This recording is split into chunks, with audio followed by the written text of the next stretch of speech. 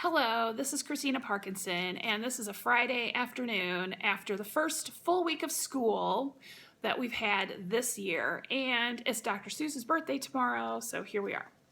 All right, what I listened to first was a TED Talk called Colorblind or Color Brave.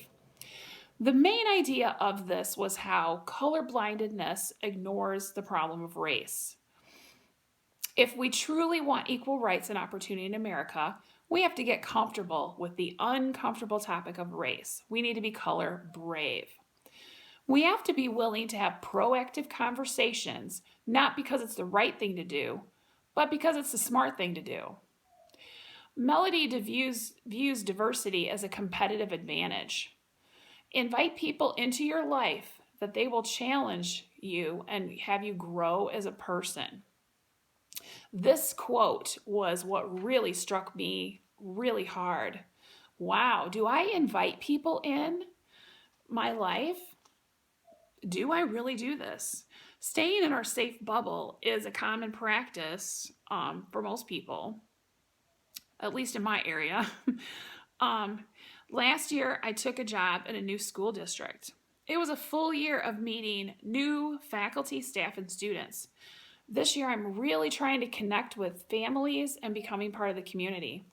I see the example led by so many of my colleagues of inviting guests in for science and social studies grade level projects.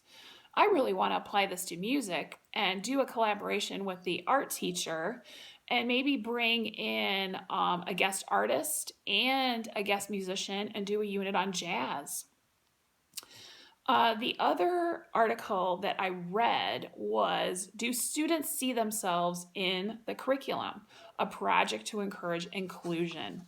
So one of the goals of the University of Wisconsin-Eau Claire's music department year-long study was to encourage inclusion of underrepresented gender, race, cultural background, and sexual orientation in their music faculty, students, and ensembles.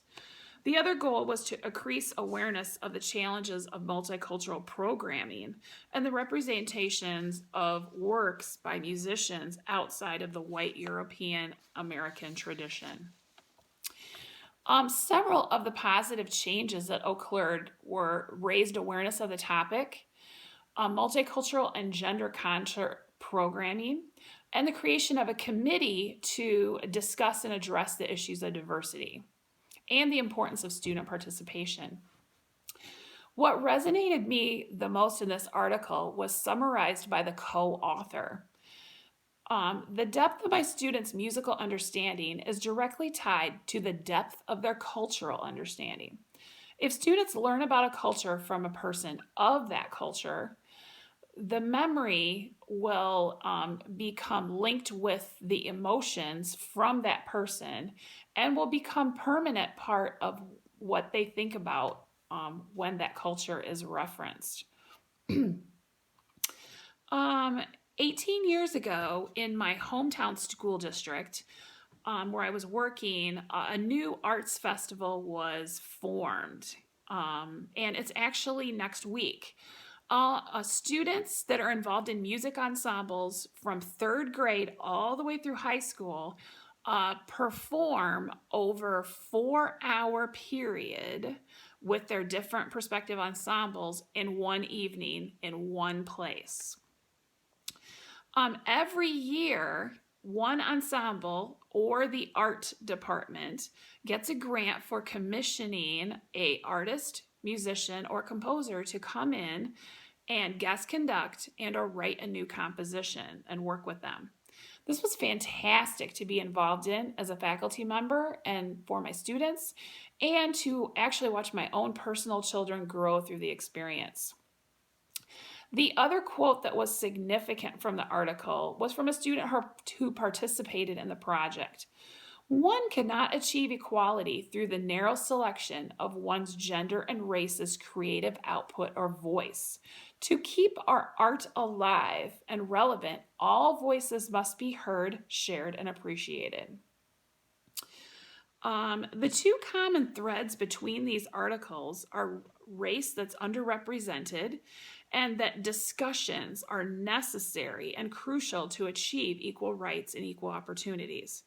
The difficult facts of underrepresented race and cultures must be addressed through honest and brave conversations between people in every area of work and life.